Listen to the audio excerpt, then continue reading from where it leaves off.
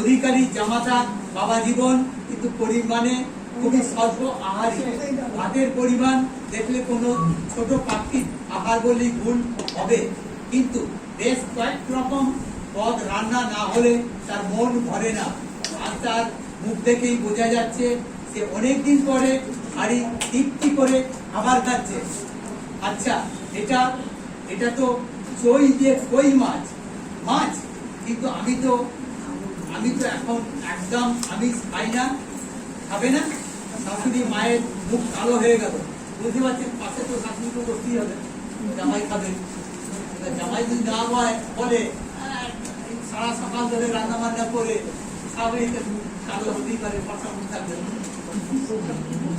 তা শাশুড়ি মায়ের মুখ কালো হয়ে গেল। আমি কত কষ্ট করে বানালাম চই দিয়ে কই মাছ, আর তুমি খাবে না?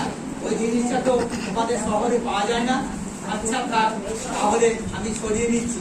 জামাতা একটু চুপ করে রইলেন, মাথা নিচু করে কি যেন ভাবলেন, তারপর বললেন সরানোর দরকার নেই, আমি খেয়ে দিচ্ছি।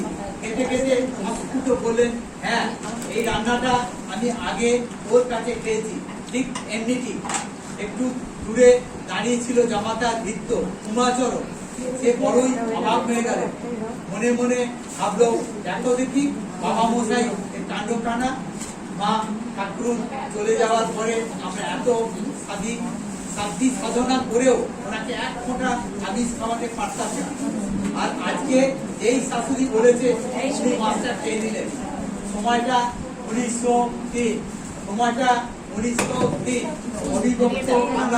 অবিভক্ত বাংলাদেশ। শাশুড়ি কায়নী দেবী। জামাতার নাম কি?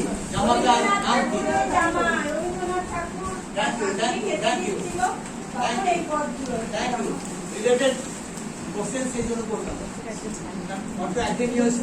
আচ্ছা, আবার আমি চলে আসছি।